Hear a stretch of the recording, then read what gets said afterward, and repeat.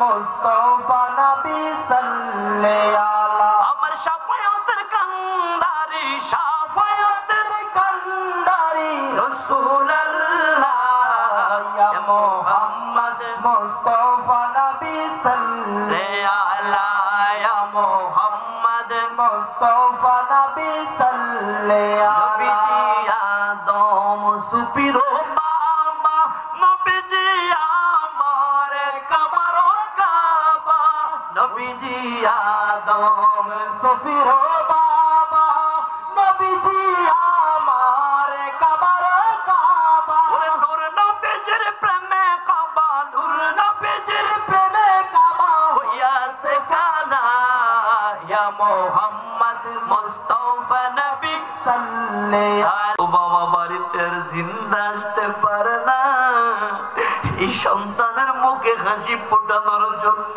যায় কেমনে বাবারে কষ্ট দাও কেমনে মায়েরে কষ্ট দাও কেমনে তাদেরকে তাদের অন্তরে আঘাত করো রে কত বাবা আর তারা বাড়িতে ফিরা হয় না কত বাবা সেখানে মারা যায় গো এই কারণে আমার নবী বললেন ও আবাকা তারপরে হলো তোমার আব্বা আওয়াজ দিয়ে জবান ছেড়ে বলা যাবে না সুবহানাল্লাহ এরপরে আমার নবী বললেন ও আদনাকা তোমার আত্মীয় স্বজন আমরা এবং কত মানুষ আছি রে আমাদের আত্মীয় স্বজনের খবর আমরা নেই না আছে না নাই এই জায়গার ভিতরে কত মানুষ আছে গো বোন মরে গেছে বোনের জামাতার খবর নেয় না বাগিনাদের খবর নেয় না মা মারা গেছে মামাদের খবর নেয় না ফুপু মরে গেছে ফুফাতো ভাই বোনদের খবর নেয় না চাচা মরে গেছে চাচাতো ভাই বোনের খবর নেয় না আত্মীয় স্বজনের খবর নেয় না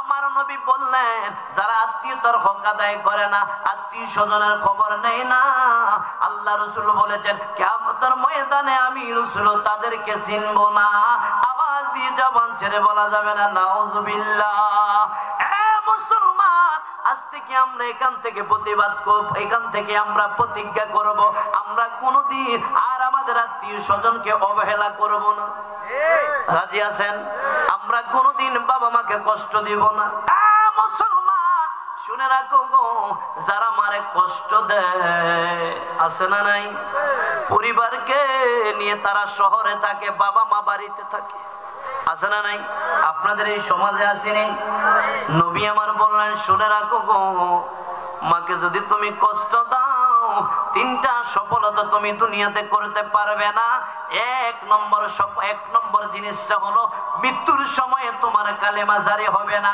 আমার নবীজির একজন সাহাবী জয়মা নবীজি একজন জলিলুল কদর জৈনিক সাহাবী আমার রাসূলের একজন সাহাবী মৃত্যুর সময় কালেমা জারি হয় না হযরত আলকামা রাদিয়াল্লাহু তাআলা আনহু খবরটা চলে আসলো আমার নবীর কাছে আসলো গো আমার নবী আবু বকর ওমর ওসমান আলী হযরত বেলালের সঙ্গে এই সাহাবায়ে কেরামদেরকে নিয়ে আমার নবী রওনা হলেন ওই সাহাবীর বাড়িতে রওনা হলেন সেই মুহূর্ত সাহাবীর দিকে তাকালেন তাকায়া দেখলেন সাহাবীর চেহারাটার দিকে তাকালেন সাহাবীর চেহারার দিকে তাকাইয়া রইলেন আমার নবী গো তাকায়া দেখলেন তার সমস্যা কোন জায়গায় রে এই লোকটা তো মায়ের মনে কোনো না কোনো কষ্ট দিল আমার নবী ডাক দিয়ে কয় আলকামার মা ঘরে আসুনি গো মা তুমি আসুনি ভিতর থেকে আওয়াজ দেয় বাবা গো রহমাতুল লিল আলামিন আমি আসি গো আব্বা আমি আসি গো কয় মা গো মা আমি রহমাতুল লিল আলামিন তোমার কাছে জানতে চাই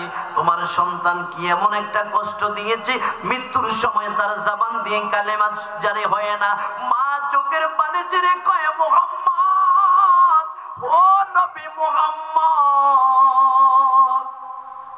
আমার সন্তান নামাজ পড়ে যাকাত প্রদান করে হিজরত করেছে রে আমার সন্তান এমন একদিন একটা কষ্ট আমাকে দিল আমার অন্তরের ভিতরে এমন একটা কষ্ট দিল গো যার কারণে আমি সন্তান তারে ক্ষমা আমি মা তারে ক্ষমা করতে পারে না ডাক দিয়ে বললেন মা গো মা তারে ক্ষমা করে দাও মা তাকে ক্ষমা করে দাও ওই না গো বাবা আমি ক্ষমা করতে পারবো না আল্লাহ নবী ডেকে বলেন সাহাবা সাহাবায়ে কেরাম রে দেরি করে না তোমরা লাকড়ির যোগান দাও রে যেই সাহাবী বেঈমান হয়ে কবরে যাবে ঈমান নিতে পারবে না তাকে দুনিয়ার আগুন জ্বালিয়ে দেওয়াই অনেক ভালো রে সাহাবায়ে কেরাম তারা সকল সাহাবায়ে কেরাম তারা লাকড়ির যোগান দিলেন আগুন জ্বালায়া দিলেন গো আগুন জ্বালায়া দিয়ে আলকামাকে টানা হেঁচড়া করে নিয়ে যায় ওই আগুনের ভিতর নিক্ষেপ করবে মায়ের কলেজায় আর শোয় না মা ডেকে বলেন রহমাতুল লিল আলামিন ও নবীজি আমার আলকামারে আপনি জ্বালায়েন না গো আমার সন্তানের মাফ করে দেন আমি মাও মাফ করে দিলাম আল্লাহ তাকে মাফ করে দেন মায়ের জবান থেকে মাফের কথাটা আসার সঙ্গে সঙ্গে আলকামার মুখে দিয়ে জবান দিয়ে কালেমা শুরু হয়ে গেল লা ইলাহা নবী গো আমার আলকামারে আবার আপনি ক্ষমা করে দেন যেই মাত্র বললেন সাথে সাথে জবান দিয়ে বের হয়ে গেল কালিমা লা ইলাহা মুহাম্মাদুর রাসূলুল্লাহ সাল্লাল্লাহু আলাইহি ওয়াসাল্লাম শক্তি রামপুরের আমার আব্বা জানেরা শুনে রাখো গো ও আমার আব্বা জানেরা আমার মা জননীরা এ আমার যুবক ভাইরা রে যারা মায়ের মনে কষ্ট দিয়েছেন আব্বার মনে কষ্ট দিয়েছেন আল্লাহর কসম মা বাবার মনে কষ্ট দিলে আল্লাহ আপনাকে ক্ষমা করবে না মা বাবার মনে কষ্ট দিলে নবী আপনাকে মাফ করবে না কিয়ামতের ময়দানে আমার নবী যখন জান্নাতে যাবেন জাহান্নামে যখন যাবেন শেষবারের মতো আর কেউ নাই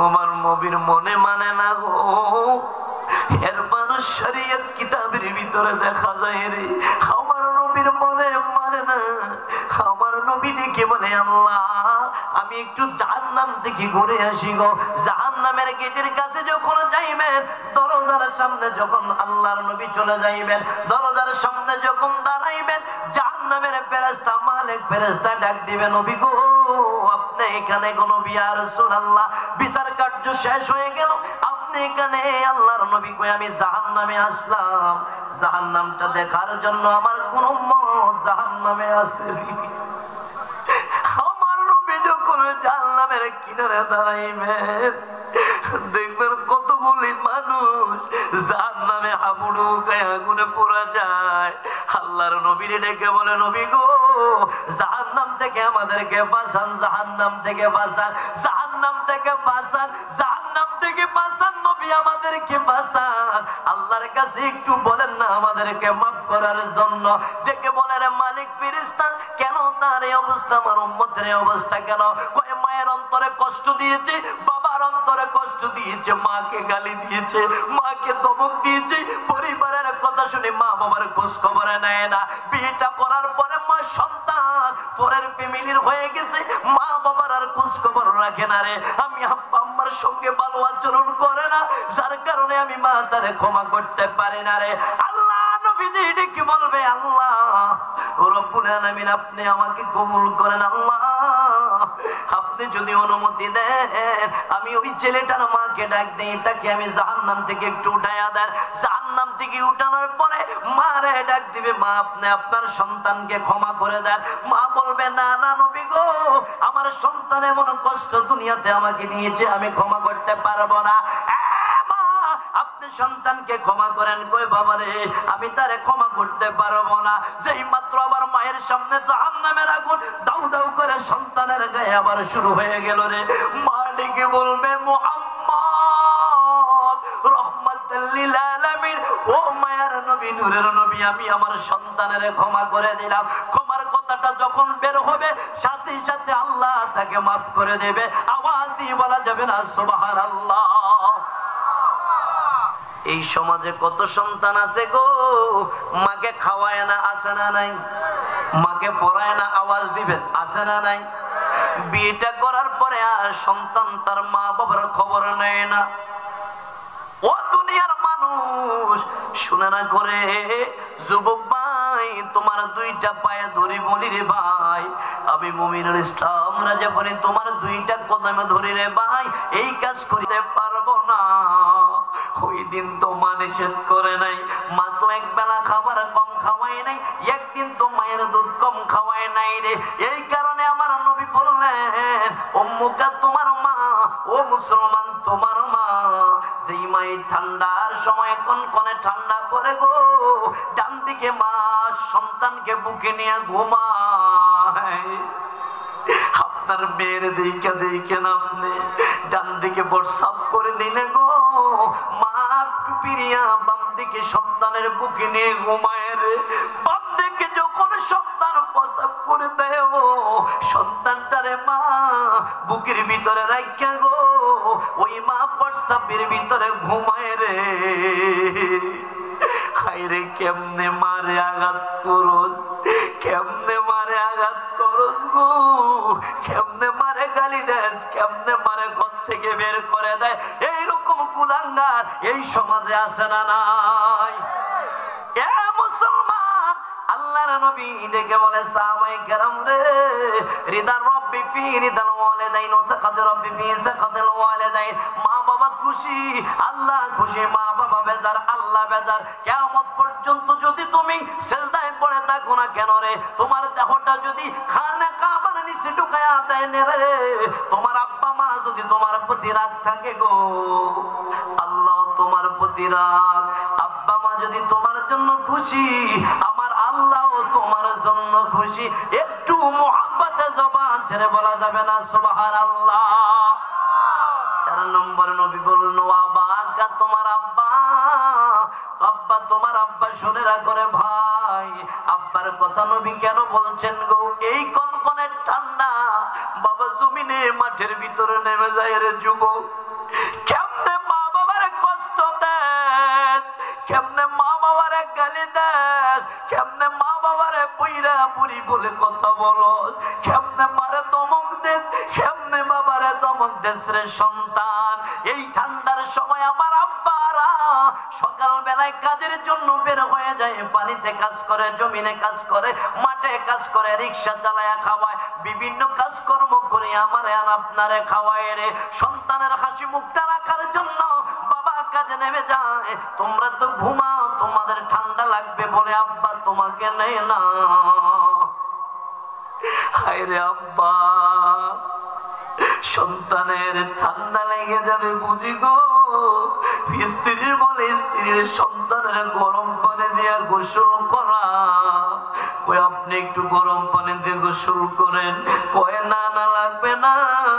সন্তান রে, তোমার চেহারার দিকে আব্বা যখন তাকায় সব কষ্ট ভুলে যায় রে। দুপুর বেলায় খাবারের জন্য খাইতে আসে গো, ঘরের ভিতরে খাবারের জন্য আসে, আইসা দেখে সন্তান স্কুলে চলে গেছে, মাদ্রাসায় চলে গেছে রে, লেখাপড়ার জন্য কলেজে চলে গেছে। আসবে না, আমি মাছের মাথাটা খাবো না, আমার সন্তানের জন্য রাখো গো, আমার সন্তানের জন্য রাখো, আমার মেয়েটার জন্য রাখো, আমার ছেলেটার জন্য রাখো। আমার ছেলে আসিয়া খাইবে কেননা আমি একদিন কাজ করতে পারবো না, বৃদ্ধ হয়ে যাব আমরা, আমার সন্তান তো আমাদেরকে খাওয়াবে। এমন কত বাবা মা আছে গো, যাদের স্থানটা বাবা সন্তানের কাছে হয় না, যাদের স্থানটা হয়ে যায় বৃদ্ধাশ্রমে। কথা বলেন ঠিক কিনা?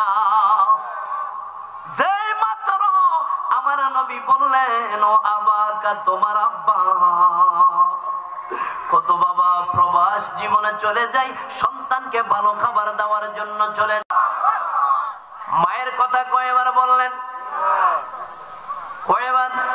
ইয়া রাসূলুল্লাহ, 3 বার বললেন। আমার নবী বললেন, কেন না মা? 3 বার বলার কারণটা কি? আমি তো বাবা, আমি তো বাবা। ইয়া রাসূলুল্লাহ, আপনি 3 বার বললেন। ও নবী, মায়ের কথা 3 বার বললেন, বাবার কথা 1 বার বললেন। ইয়া রাসূলুল্লাহ, 3 বার বলার কারণ আল্লাহর নবী ডেকে বলে, সাহাবীরা শুনে রাখো, মা 10 মাস 10 দিন সন্তানকে গর্ভে ধারণ করে, যেটা বাবা করে নাই। মা 10টা মাস 10টা দিন পর্যন্ত সন্তানকে বুকে ধারণ করে, যেটা বাবার দ্বারা সম্ভব না, বাবাই করে না। মা কত কষ্ট পায়, মা খাইতে পারে না ঠিক মতো, চলতে পারে না ঠিক মতো, ঘুমাইতে পারে না, মা ঠিক মতো হাঁটতে পারে না গো। ঠিক মতো চলাফেরা করতে পারে না, কিছু খাবার ইচ্ছা হলে খেতে পারে না, রাত্রি বেলায় ঘুমাইতেও পারে না। যেই মা 10 মাস 10 দিন আমাকে আপনাকে গর্ভে ধারণ করে, আমি আপনি যদি একটা ইট যদি 1 ঘন্টা 2 ঘন্টা পেটের ভিতরে আমি আপনি যদি বান্ধা রাখতে পারবো না, 3 ঘন্টা 4 ঘন্টা রাখতে পারবো না। মা সন্তানকে 10টা মাস 10টা দিন পেটে ধারণ করে গো, মা একবারের জন্য কষ্ট অনুভব করে না। যার কারণে আমার নবী বললেন, উম্মুকা তোমার মা, যেটা কোনো বাবার পক্ষে সম্ভব না। একটু আওয়াজ দিয়ে বলা যাবে না সুবহানাল্লাহ? আল্লাহ নবীজি যুবকরে ডেকে বলে, যুবকরে ইয়া রাসূলুল্লাহ সুম্মা মান, তারপরে কে? আমার নবী বললেন উম্মুকা তোমার মা। দ্বিতীয়বার আমার নবী ডেকে বলেন তোমার মা। কি কারণে? আমার রাসূলুল্লাহ মায়ের কথা আবার বললেন। আমার নবী ডেকে বলে, যুবক তুমি যে মায়ের কথা বললা, মা সন্তানটা প্রসব করে গো, যেটা কোনো বাবার পক্ষে সম্ভব না, কোনো বাবাই করে না রে। যেটা মা করে, যেটা মায়ের কষ্ট অনুভব করে রে। সন্তান যখন মায়ের গর্ভে চলে আসে রে, মা আস্তে করে কষ্ট অনুভব করা শুরু করে দেয় রে, আস্তে করে কষ্ট শুরু হয়ে যায় রে। পেটটা বড় হয়ে যায়, হাঁটতে পারে না, ঘুমাইতে পারে না, ব্যথার যন্ত্রণা বেড়ে যায় রে।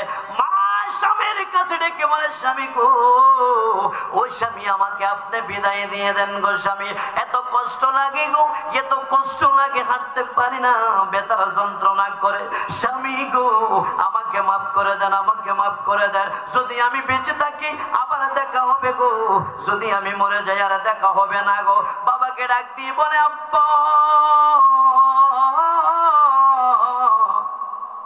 ও আব্বা আমারে মাফ করে দেন, আমি আর কষ্ট সহ্য করতে পারি না গো আব্বা, আমি আর কষ্ট সহ্য করতে পারি না।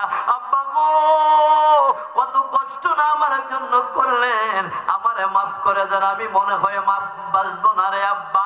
মায়ের কাছে বলে, মা ও মা আমার কাছে ভালো লাগে না গো মা, আমি মনে হয় দুনিয়াতে থাকবো না গো মা, আমারে মাফ করে দেন গো মা, আমি বেশি দিন মনে হয় আপনাদের কাছে থাকবো না, ব্যথায় সহ্য করতে পারে না, ব্যথার যন্ত্রণা সহ্য করতে পারে না, আমারে মাফ করে দেন গো মা।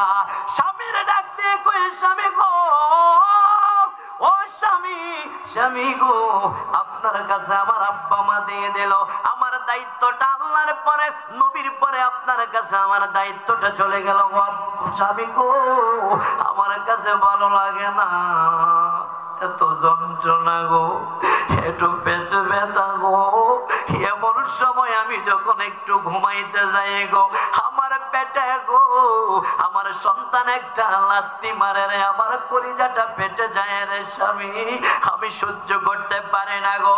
শাশুড়ি বলে, শাশুড়ি মা ও মা আমি আর কষ্ট অনুভব করতে পারি না গো মা, সহ্য করতে পারি না, এই কষ্ট অনুভব করার মতো শক্তি আমার কাছে আর ভালো লাগে না গো।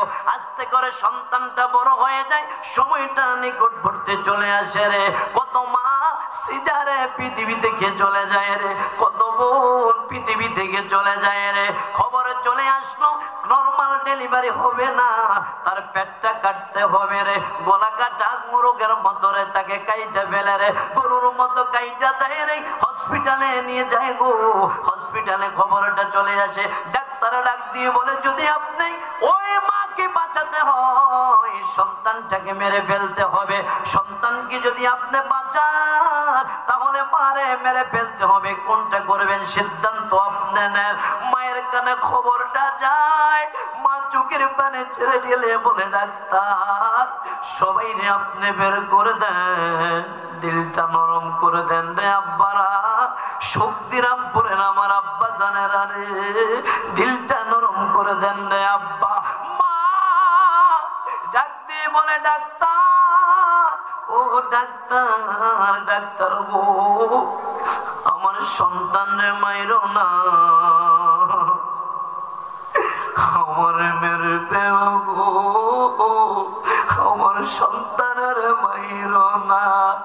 আমার সন্তান যদি দুনিয়ায় বেঁচে থাকে গো, আমি মায়ের কবরের পাশে দাঁড়াইবে, আওয়াজ দিয়ে বলা যাবে না ইয়া রাসূলুল্লাহ। আমার সন্তান যদি দুনিয়ায় বেঁচে থাকে আমি মায়ের জন্য দোয়া করবে গো। একদিন নয় রে ডাক্তার, 2 দিন নয় রে 10 মাস রে আমি তারে গর্ভে ধারণ করেছি। ডাক্তার কত যন্ত্রণা আমি বইলাম রে ডাক্তার, আমার সন্তানের মায়েরও না, আমি মারে মেরে পেল আমার সন্তানের মায়েরও না। ও দুনিয়ার মানুষ রে, ও দুনিয়ার মানুষ, মা ওই দিন তো নিজের মৃত্যুর কথা ভাবে, সন্তানের মৃত্যুর কথা ভাবে না রে। কেমনে মারে গালি দেন, কেমনে মারে খাবার বন্ধ করে দেন, কেমনে মারে ধমক দিয়ে কথা বলস, কেমনে মারে রে তুই বলে কথা বলস, কেমনে মারে ধাক্কায়া বেল করে দেন, কেমনে মা বাবারে বাড়িতে ধুয়ে ধুয়ে শহরে থাকস।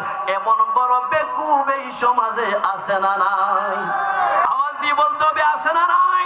তার ডাক্তার রে তুমি শুনে না করে ডাক্তার, আমি মারে মাইরা বালা রে, আমার জাদুরে তুই মারিস না রে ডাক্তার। এইরকম ডেলিভারিতে কত মা মরা যায় কি যায় না? আওয়াজ দিয়ে বলতে হবে যায় কি যায় না? এই কারণে আমার রাসূল বলেছেন উম্মুকা তোমার মা। 3 নম্বরে আমার নবী বললেন উম্মু সুম্মা মান ইয়া রাসূলুল্লাহ। তারপরে কে? আমার নবী বললেন উম্মুকা তোমার মা, যেই মা 2 বছর 2.5 বছর যাবত সন্তানের দুধ পান করায়, যেইটা কোনো বাবাই করায় না। কথা বলেন ঠিক কিনা? এ মুসলমান শুনে রাখো, ও আমার যুবক ভাইরা রে, তোমরা শুনো রাখো রে ভাই, তোমাদের 2টা পায়ে ধরে বলি তোমরা শুনে রাখো রে ভাই। ও মুরব্বী আমার আব্বারা শুনে রাখেন রে, যাদের মা নাই, যাদের আব্বা নাই, আমাদের এই সমাজে আছে না নাই? আওয়াজ দিয়ে বলতে হবে আছে না নাই? আল্লাহর নবী বললেন যেই মা 2 বছর 2.5 বছর যাবত সন্তানের দুধ পান করায়, হায় রে কোন বাবা এটা করে না গো। সন্তান যখন কেঁদে লেগে যায় দৌড়াইয়া মা হাজির হয়ে যায় রে। মায়ের ইচ্ছা মতো তখন কোনো খাবার খায় না, যদি না সন্তানের পেটে ট্রাবল দেখা দেয়, সন্তান যদি অসুস্থ হয়ে যায়, এই কারণে মা দেখে বুঝে জেনে শুনে ওজন বুঝে খাবার খায় রে। ওই মা 2 বছর 2.5 বছর যাবত দুধ পান করায়, যেটা কোনো বাবার পক্ষে সম্ভব না। তোমারে যে আমারে যে মা দুধ পান করাইল রে, 4টা বাইরে 6টা বাইরে যে মা দুধ পান করাইছে, ওই দিন তো মা বলে নাই বড়টারে বেশি খাওয়ামো, ছোটটারে কম খাওয়ামো, মেজোটারে বেশি খাওয়ামো, সেজোটারে কম খাওয়ামো। ওই দিন মা সবার জন্য সমান ভাগ করেছে রে। আজকে কেন আমরা এই সমাজে মায়ের খাবার নিয়ে আজকে ভাগ করি? এই ভাগ করেন না মানুষ প্রাইভেট মুসল্লি আছে না নাই? আওয়াজ দিয়ে বলতে হবে আছে না নাই? কেমনে মায়ের খাবার ভাগ করস, কেমনে আব্বার খাবার ভাগ করস রে, কেমনে বলস আমি 3 দিন। আজকে আপনার মায়ের কাছে যাও যুবক, বাইরে তোমার আব্বার কাছে যাও, মায়ের কদমে ধরে কও মা আমি আপনাকে কত কষ্ট দিয়েছি গো মা, আমি আপনাকে কত দুঃখ দিয়েছি মা। মা গো, ও মা, দুনিয়াতে কত মানুষ দেখা যায়, আপন মায়ের মতো কাউরে লাগে না। দুনিয়াতে কত বাবা দেখা যায়, আপন বাবার মতো কাউরে লাগে না। আওয়াজ দিয়ে বলা যাবে কি ঠিক কিনা? কত মানুষ দেখা যায় নিজের মায়ের মতো কাউরে লাগে না, কত বাবা দেখা যায় নিজের আব্বার মতো কাউরে লাগে না। বাইরে তোমার পায়ে ধরে বলি ভুল করেছো, মাকে কষ্ট দিয়েছো, আর কষ্ট দিও না। এই মাহফিল দিকে যাইয়া মায়ের কদমে ধরে বলে মা আমাকে মাফ করে দাও। আল্লাহর কসম মা যদি মাফ না করে আল্লাহ মাফ করবে না। মা যদি মাফ না করে নবী মাফ করবে না। মা যদি আপনাকে ক্ষমা না করে বেঈমান হয়ে কবরে যেতে হবে। আওয়াজ দিয়ে বলা যাবে না ঠিক কিনা? এই কারণে আমরা এখান থেকে প্রতিজ্ঞা করব, আমরা আমাদের মায়ের কাছে যাব, আমাদের আব্বার কাছে যাইব, যাইয়া ক্ষমা চাইব। আমি গুনাহগার, দিনের বেলায় আমি মাদ্রাসায় চাকরি করি, রাতের বেলায় আমি আবার দিনের খেদমত করি। আমার যতগুলি টাকা আমি পাই না কেন, আমি আমার আম্মার কাছে এখনো দেই। আমার যদি কোনো পকেট খরচের টাকা লাগে, আমি আমার মায়ের কাছ থেকে খরচের টাকা নেই, এখনো পর্যন্ত আমার মায়ের কাছে আমি দিয়ে থাকি।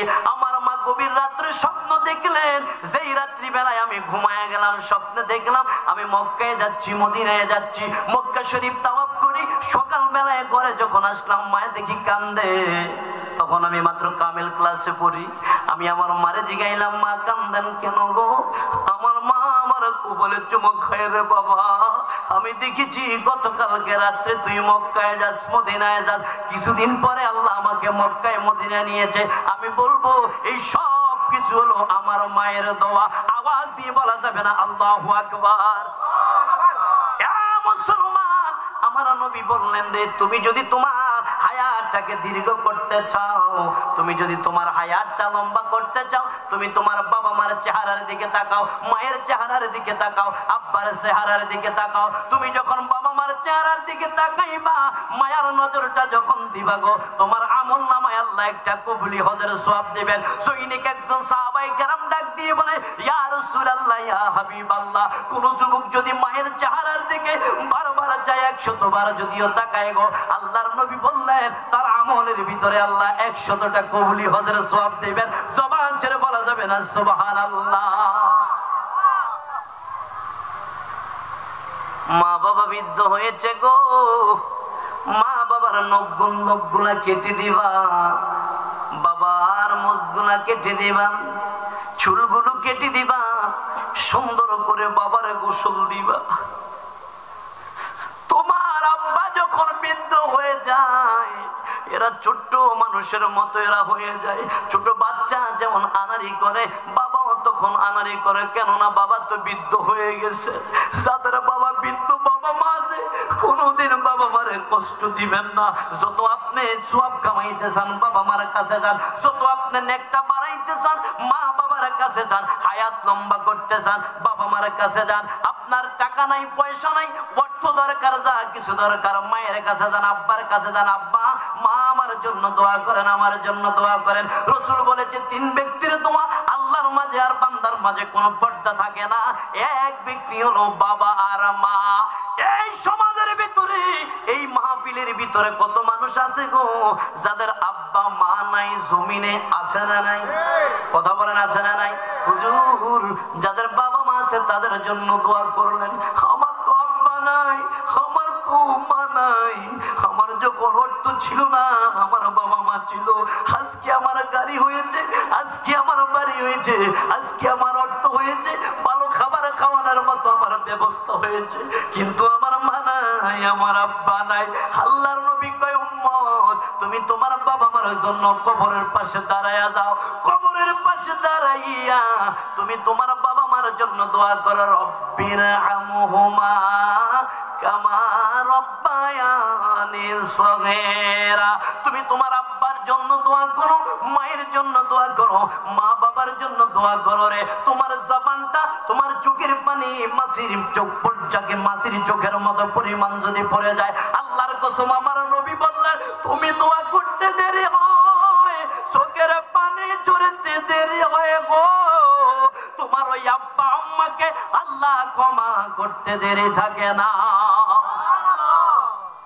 যাদের মা বাবা নাই, আছে না নাই? তাদের মা বাবা নাই, হাত তোলেন, হাত তোলেন, হাত তোলেন, হাত তোলেন, হাত তোলেন। আপনাদের বাবা মা নাই, আগামীকাল বৃহস্পতিবার, শুক্রবার জুমার নামাজ আদায় করে ওই মা বাবার কবরের পাশে যাইবেন নি? কথা বলেন, যাইবেন? যদি কিছু না পারেন, বাবা মার কবরের পাশে যাইয়া সূরাতুল ফাতিহা 3 বার সূরা ইখলাস শরীফ পড়ে আব্বা আম্মার জন্য দোয়া করেন। ওগো আল্লাহ, আমার আব্বারে মাফ করো, ওগো আল্লাহ আমার মারে মাফ করে দাও, ওগো আল্লাহ আমার আব্বা আম্মারে মাফ করে দাও। বলতে পারবেন কি পারবেন না? আওয়াজ দিয়ে বলতে হবে, পারবেন কি পারবেন না? আল্লাহ আমাদের মা বাবার জিয়ারত করার তৌফিক দান করুন। আওয়াজ দিয়ে বলেন না, জিয়ারত করার তৌফিক দান।